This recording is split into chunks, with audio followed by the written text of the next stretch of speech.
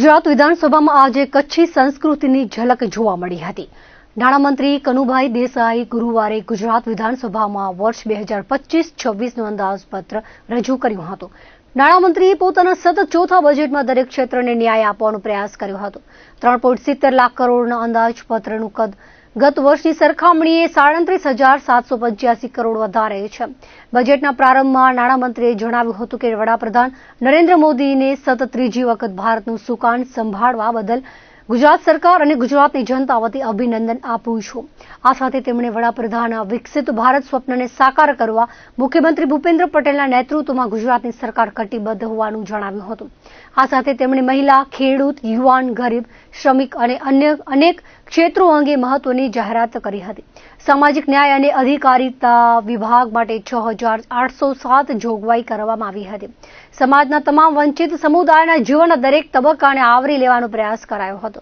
આદિજાતિના વિકાસ માટે 5,120 કરોડની જોગવાઈ કરવામાં આવી છે। નાણામંત્રીએ અંત્યોદયની વિચારધારા સાથે વનબંધુઓના સર્વાંગી વિકાસ માટે સરકાર સતત કાર્યશીલ હોવાનું જણાવ્યું હતું। શ્રમ, કૌશલ્ય વિકાસ અને રોજગાર માટે પણ 2,782 કરોડની જોગવાઈ કરવામાં આવી હતી। સ્વરોજગારથી આર્થિક વિકાસ માટે કૌશલ્ય વિકાસને પ્રાધાન્ય આપવામાં આવ્યું છે। સરકારે સરકારી ઔદ્યોગિક તાલીમ સંસ્થાઓને મજબૂત કરવા 206 કરોડ ફાળવ્યા છે। આજના બજેટમાં શિક્ષણ વિભાગ માટે 59,999 કરોડની જોગવાઈ કરવામાં આવી છે। રાજ્યમાં શિક્ષણનો વ્યાપ વધારવા રાજ્ય સરકારની પ્રતિબદ્ધતાનું પ્રતિબિંબ બજેટમાં જોવા મળ્યું છે। આરોગ્ય અને પરિવાર કલ્યાણ વિભાગ માટે 23,385 કરોડ ફાળવવામાં આવ્યા છે। રાજ્યમાં આરોગ્ય સુવિધાના મજબૂતીકરણ અને જાહેર આરોગ્યની સમસ્યાઓને નિયંત્રણ કરવા 400 કરોડની જોગવાઈ કરવામાં આવી છે। મહિલા અને બાળ વિકાસ વિભાગ માટે 7,668 કરોડ, અન્ન અને નાગરિક પુરવઠા વિભાગ માટે 2,712 કરોડ, રમતગમત અને સાંસ્કૃતિક વિભાગ માટે 1,000 કરોડથી વધુની જોગવાઈ કરવામાં આવી છે। રાજ્યમાં માળખાગત વિકાસ માટે માર્ગ અને મકાન વિભાગમાં 24,705 કરોડની જોગવાઈ કરવામાં આવી છે। શહેરી વિકાસ માટે 30,325 કરોડ, ગ્રામ વિકાસ માટે 13,772 કરોડ, જળ સંપત્તિ વિભાગ માટે 13,366 કરોડ, બંદરો અને વાહન વ્યવહારોના વિકાસ માટે 4,283 કરોડ, ઉદ્યોગ અને ખાણ વિભાગ માટે 11,706 કરોડ અને પ્રવાસન, યાત્રાધામ, નાગરિક ઉડ્ડયન માટે 2,748 કરોડ ફાળવાયા છે। ખેડૂતોના કલ્યાણ માટે 22,498 કરોડ, ગૃહ વિભાગ માટે 12,659 કરોડ, વન અને પર્યાવરણ વિભાગ માટે 3,140 કરોડ સહિતની જોગવાઈઓ નાણામંત્રીએ કરી છે। વિશ્વ નેતા અને યશસ્વી વડાપ્રધાન શ્રી નરેન્દ્રભાઈ મોદી સાહેબના નેતૃત્વમાં ભારત વિકસિત રાષ્ટ્ર બનવા તરફ આગે કૂચ કરી રહ્યું છે। વડાપ્રધાનશ્રીના માર્ગદર્શન પર ચાલીને ગુજરાત પણ વિકસિત ભારતના નિર્માણમાં વિકસિત ગુજરાત દ્વારા અગ્રેસર રહેવા સંકલ્પબદ્ધ છે। વિઝન વિકસિત ગુજરાતનું, મિશન જન કલ્યાણની પ્રતિબદ્ધતા દર્શાવતું બજેટ આજે નાણામંત્રી શ્રી કનુભાઈ દેસાઈએ વિધાનસભામાં રજૂ કર્યું છે। નાગરિકોના માથે કોઈ પણ નવા કરનું ભારણ નાખ્યા વગર રાજ્યના વિકાસની નવી ઊંચાઈઓ સર કરનારું આ વિઝનરી બજેટ છે। વિકસિત ગુજરાત માટે 50,000 કરોડનું વિકસિત ગુજરાત ફંડ સ્થાપવાની જાહેરાતને હું આવકારું છું। વિકસિત ભારત માટે, વિકસિત ગુજરાત અને વિકસિત ગુજરાત માટે 6 રિજિયન ઇકોનોમી પ્લાન તૈયાર કરવાના છીએ। મને જણાવતા ગૌરવ થાય છે કે આ વર્ષનું બજેટ રોડ કનેક્ટિવિટી, ઇન્ફ્રાસ્ટ્રક્ચર, શહેરી વિકાસ, પ્રવાસન, પોષણ જેવા સેક્ટર્સના વિકાસને વેગ આપનારું છે। સમગ્ર રાજ્યમાં વ્યાપક વર્લ્ડ ક્લાસ રોડ નેટવર્કનું માળખું સ્થપાય તે માટે આ બજેટમાં આયોજન કરવામાં આવ્યું છે। નમો શક્તિ એક્સપ્રેસવે સહિત 2 નવા ગ્રીનફિલ્ડ એક્સપ્રેસવે અને 12 નવા હાઈસ્પીડ કોરિડોર વિકસાવવા માટે જાહેરાત કરવામાં આવી છે। તેના કારણે પ્રવાસનને પણ વેગ મળશે। વડાપ્રધાન શ્રી નરેન્દ્રભાઈ મોદીએ ગુજરાતના મુખ્યમંત્રી તરીકે 2005માં શહેરી વિકાસ વર્ષથી રાજ્યના શહેરોને વિકાસની ચેતનાથી ધબકતા કેન્દ્રો બનાવ્યા હતા। હવે તો તેમના વિઝનરી નેતૃત્વમાં ગુજરાત દેશનું ગ્રોથ એન્જિન બન્યું છે અને વર્લ્ડ ક્લાસ સુવિધાઓ સાથે આપણા શહેરો વિશ્વ કક્ષાનો વિકાસ ધરાવતા થયા છે। તેને વધુ વેગ આપવા 2025ના વર્ષને શહેરી વિકાસ વર્ષ તરીકે ઉજવવાનું આપણે નક્કી કર્યું છે।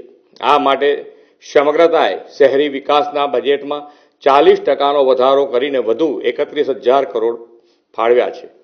નવી રચાયેલી મહાનગરપાલિકાઓ માટે માળખાકીય વિકાસ સહિતના કામો માટે આ બજેટમાં નાણાકીય જોગવાઈ સુનિશ્ચિત કરવામાં આવી છે.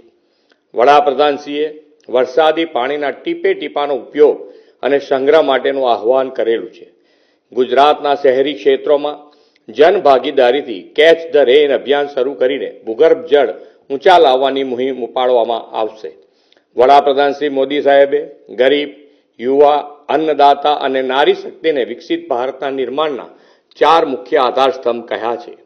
આપણે પણ એ 4 વર્ગને બજેટના લાભ પહોંચે તે સુનિશ્ચિત કર્યું છે. આપણી યુવા શક્તિ આર્ટિફિશિયલ ઇન્ટેલિજન્સના યુગમાં વિશ્વ સાથે કદમ મિલાવી શકે તે માટે 7 ટેકનિકલ સંસ્થાઓમાં AI લેબ બનાવવામાં આવશે. સ્ટાર્ટઅપ માટે અનુકૂળ ઇકોસિસ્ટમ ઊભી કરીને સ્ટાર્ટઅપને વેગ આપવા 4 રિજિયનમાં આઈ હબની સ્થાપના કરાશે. નારી શક્તિના સશક્તિકરણ અને આત્મનિર્ભરતા માટે નવી મહત્વપૂર્ણ યોજના સખી સાહસ યોજના આ બજેટમાં લાવ્યા છે.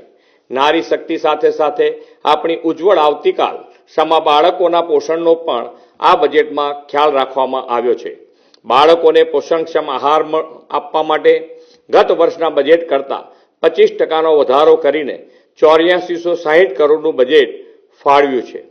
દેશની કૃષિ ક્રાંતિનો આધાર કૃષિ ક્ષેત્ર આધુનિક બને અને અન્નદાતા વધુ સક્ષમ બને તે માટે કૃષિ ઉત્પાદન વેલ્યુ એડિશન દ્વારા ખેડૂતોની આવક વધારવા agro processing and process promotion માટે પ્રાધાન્ય કર્યું છે.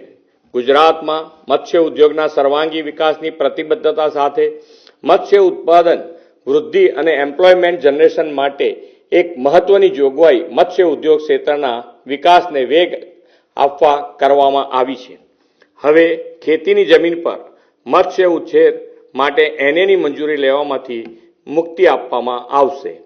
આદરણીય વડાપ્રધાન શ્રી નરેન્દ્રભાઈ મોદીના દિશા દર્શનમાં સમગ્ર દેશ નેશન ફર્સ્ટની ભાવનાથી આગળ વધી રહ્યો છે. ગુજરાતનું આ જનકલ્યાણકારી બજેટ રાજ્યના પ્રત્યેક નાગરિકને એક જ ભાવનાથી વિકસિત ગુજરાતનું નિર્માણ કરવામાં યોગદાન આપવા પ્રેરિત કરશે એવો મને વિશ્વાસ છે.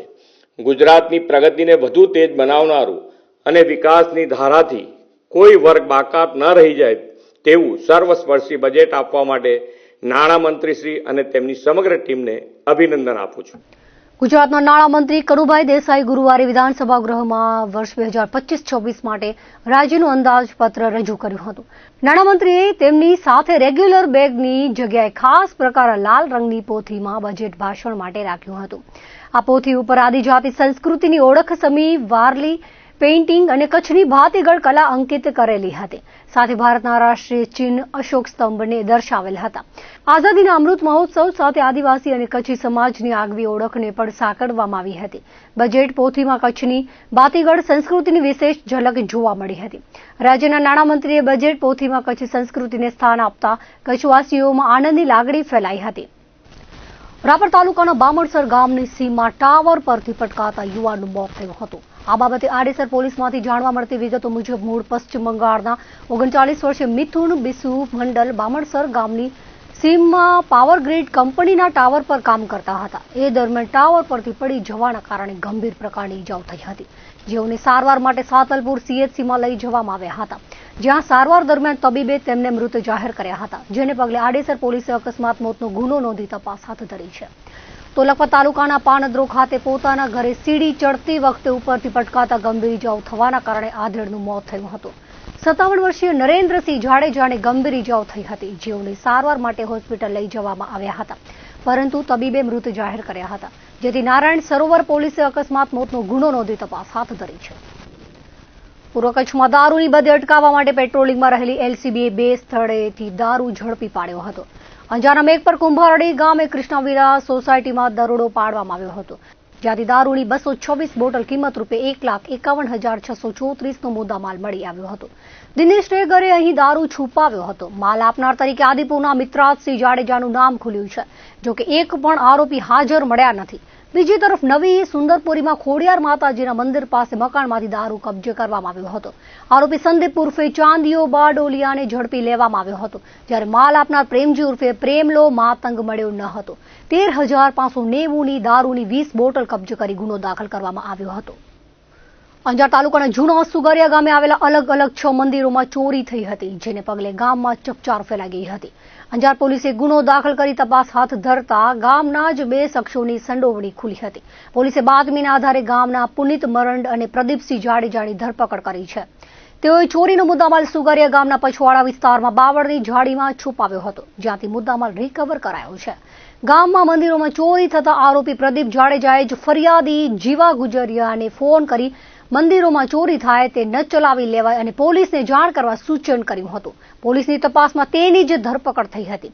બંને જણા દારૂ પીવાની ટેવવાળા છે અને અંગત મોત શોખ પૂરા કરવા માટે મંદિરોમાં ચોરી કરી હોવાનું સામે આવ્યું છે. પોલીસે તમામ મુદ્દામાલ રિકવર કરી ગુનાનો ભેદ ઉકેલી લીધો છે. દેશમાં ડિજિટલ એરેસ્ટના બનાવો બની રહ્યા છે, જેમાં એક જ મોડસ ઓપરેન્ડી હોય છે. ઈડી કે સીબીઆઈના નામે વિડીયો કોલ આવે, ખાખી વર્દીમાં હાજર શખ્સ દ્વારા અલગ અલગ બહાના બતાવી ખાતામાં રૂપિયા જમા કરાવવા માટે દબાણ કરાય છે. આ બાબતે ખુદ સરકાર તેમજ પોલીસ દ્વારા અનેક વખત સૂચનાઓ આપવામાં આવી છે કે પોલીસ કદી વિડીયો કોલ કરતી નથી, તેમજ મોબાઈલમાં સતત કોલર ટ્યુન વગાડવામાં આવે છે. છતાં હજુ સુધી લોકોમાં જાગૃતિ આવી ન હોય તેમ ગાંધીધામના મહિલા ઓનલાઈન ડિજિટલ એરેસ્ટનો શિકાર બન્યા છે, જેમાં તેમના ખાતામાંથી 15.50 લાખ ઉપાડી લેવામાં આવ્યા છે. શહેરના વોર્ડ નંબર 7B માં રહેતા કાંતાબેન સોલંકીએ સાયબર ક્રાઇમ પોલીસ સ્ટેશનમાં ફરિયાદ નોંધાવી હતી. જે પ્રમાણે 6 થી 18 ફેબ્રુઆરી દરમિયાન તેમને ડિજિટલ એરેસ્ટ કરવામાં આવ્યા હતા. તેમને અજાણ્યા નંબરથી વોટ્સઅપમાં સાયબર ક્રાઇમ વિભાગ મુંબઈ નામનો મેસેજ આવ્યો હતો અને તરત જ વિડીયો કોલ આવ્યો હતો, જેમાં પોલીસની વર્દીમાં એક વ્યક્તિ હાજર હતો. તેણે મુંબઈ પોલીસમાંથી બોલું છું, તમારા પર મની લોન્ડરિંગનો કેસ થયો છે અને તમારા નામે કેનેરા બેંક મુંબઈમાં બેંક ખાતું ખુલ્યું છે, જેમાં મની લોન્ડરિંગમાં 25 લાખ આવ્યા છે, હજુ 2 કરોડ આવવાના છે. આ મની લોન્ડરિંગ કરનારને અમે પકડી લીધો છે. તેના ફોટા સહિતની વિગતો ફરિયાદીને વોટ્સઅપમાં મોકલાવી હતી. તેમજ ઈડીના નામે મહિલાનો એરેસ્ટ ઓર્ડર બનાવી વોટ્સઅપ કર્યો હતો. તેમજ અશોક સ્તંભ નામના લેટર પેડમાં નાણાકીય રકમ ફ્રીઝ કરવાનો ઓર્ડર મોકલાવ્યો હતો. ફરિયાદીનું નામ, આધાર કાર્ડ સહિતની વિગતો મોકલાવી હોવાથી ફરિયાદીને વિશ્વાસ આવ્યો અને તેઓ ડરી ગયા. આ ડરનો લાભ લઈ આરોપીએ તેમની મિલકત જાહેર કરવા માટે દબાણ કર્યું અને કેનેરા બેંક મુંબઈ ખાતામાં મની લોન્ડરિંગના પૈસા આવ્યા છે, તેમજ કહી 25 લાખ જેટલી રકમ તમારે ખાતામાં નાખવી પડશે. આરબીઆઈ દ્વારા મની લોન્ડરિંગમાં આવેલ રકમના સિરિયલ નંબર ચેક કરવામાં આવશે. જો તમારા પૈસા સિરિયલ નંબર મેચ નહીં થાય તો તમારા પૈસા પરત મળી જશે. તમારા પૈસા સરકાર પાસે સેફ હોવાનું કહી ચિંતા ન કરો તેમ કહી વિશ્વાસ કેળવ્યો હતો. સુપ્રીમ કોર્ટ જે ખાતા નંબર આપે તેમાં પૈસા જમા કરાવી દેજો તેમ કહી સુપ્રીમ કોર્ટના ખોટા લેટર પેડ પર ખાતા નંબર મોકલાવી રૂપિયા માંગ્યા હતા. જો રૂપિયા ન મોકલાવે તો ફરિયાદીની દીકરીનું અપહરણ કરવાની ધમકી પણ આપી હતી. સતત માનસિક ટોર્ચર અને ડરના કારણે મહિલાએ કુલ 15,50,000 રૂપિયા જમા કરાવ્યા હતા. આરોપીએ પોલીસની ખોટી ઓળખ ઊભી કરી મની લોન્ડરિંગના નામે ડરાવી ધમકાવી ઓનલાઈન બળજબરીથી નાણાં પડાવી લીધા હતા. નંબર ધારક સામે પોલીસ ફરિયાદ નોંધાવી છે. ગાંધીધામ સાયબર ક્રાઇમ પોલીસે ગુનો દાખલ કરી આગળની તપાસ હાથ ધરી છે. ભુજના હોસ્પિટલ રોડ પર ભાદરકા હોસ્પિટલની શેરીમાં આવેલ શ્રીજી ઇમિગ્રેશનના સંચાલકોએ વિદેશ મોકલવાના નામે 19,55,000ની ઠગાઈ કરી હોવાનો મામલો સામે આવ્યો છે. ફરિયાદી સુખપર ગામે રહેતા આરતીબેન સોલંકીના જણાવ્યા પ્રમાણે 1.5 વર્ષ પહેલા ફરિયાદીને વિદેશમાં નોકરી અર્થે જવાનું હતું. તેથી તે અને પતિ શ્રીજી ઇમિગ્રેશનમાં કેતન સોલંકીને મળવા માટે ગયા હતા. કેતનભાઈએ યુકેમાં જવું હોય તો બધી પ્રોસેસના 23 લાખ થશે. 2 મહિનામાં પ્રક્રિયા પૂર્ણ થશે. યુકે જવા માટે પરીક્ષા પાસ કરવી પડશે તેમ કહેતા પરીક્ષા પણ પાસ કરી હતી. બાદમાં ચેક અને આરટીજીએસથી રૂપિયા આપ્યા હતા. કેતનભાઈની પત્ની ડિમ્પલબેને પણ રોકડા રૂપિયા ચૂકવ્યા હતા. અગાઉ ટેમ્પરરી વર્ક ક્રિએટિવ વર્કરની નોકરીની પસંદગી કરાઈ હતી. જોકે કેતનભાઈએ તેમાં પ્રોબ્લેમ થશે તેમ કહી બ્યુટિશિયન તરીકે વિઝાની પ્રોસેસ કરીએ તો ઝડપથી થશે તેમ કહી બીજી વાર પ્રક્રિયા માટે આધાર પુરાવા માંગી રૂપિયા માંગ્યા હતા. ફરિયાદી દંપતીએ અલગ અલગ દિવસો દરમિયાન કુલ 27,55,000 રૂપિયા ચૂકવ્યા હતા. જોકે ન તેમના વિઝા મંજૂર થયા ન તેમને કંપની તરફથી ઓર્ડર મળ્યો. પ્રોસેસથી કંટાળી રૂપિયા પરત માંગ્યા હતા. આરોપી દંપતીએ 15 દિવસમાં રૂપિયા આપવાનું કહ્યું હતું. 8 લાખ રૂપિયા આપ્યા, પરંતુ બાકીના 19,55,000 રૂપિયા આપ્યા ન હતા. તમારાથી થાય તે કરી લેજો કહી રૂપિયા આપવાની ના કહી દેતા બી ડિવિઝન પોલીસમાં ફરિયાદ નોંધાવાઈ હતી. અંજારમાં સર્વે નંબર 250 પૈકી એક વાળી જમીનમાં ગેરકાયદે દબાણ કરી ઓરડીઓ બનાવી દેવામાં આવી હતી. જે બાબતે લેન્ડ ગ્રેબિંગની ફરિયાદ નોંધાયા બાદ 3 ઈસમોની ધરપકડ કરાઈ છે. ભુજના આરટીઓ વિસ્તારમાં રહેતા અનિલ આહિરે પોલીસમાં ફરિયાદ નોંધાવી હતી. જેમાં જણાવ્યું હતું કે તેમની માલિકીની જમીનમાં આરોપીઓએ ગેરકાયદે પ્રવેશ કરીને પાકા ચણતરવાળી 2 ઓરડી બનાવી હતી. તેમજ સિમેન્ટની પાણીની ટાંકી અને લોખંડનો ગેટની બંને બાજુમાં સિમેન્ટના ચણતરવાળી દિવાલ બનાવી ગેરકાયદે રીતે કિંમતી જમીન પચાવી પાડવામાં આવી હતી, જેથી 5 ઈસમો સામે લેન્ડ ગ્રેબિંગની ફરિયાદ દાખલ કરવામાં આવી છે. જેમાં અંજાર પોલીસે રાજેશ ગામોટ, નીતેશ ગામોટ, સંજય કાપડી, અમિત કાપડી, નવીન બારોટ સામે ગુનો દાખલ કરવામાં આવ્યો હતો. જે પૈકી રાજેશ, નીતેશ અને અમિતની ધરપકડ કરાઈ હોવાનું પોલીસ સૂત્રોમાંથી જાણવા મળ્યું છે.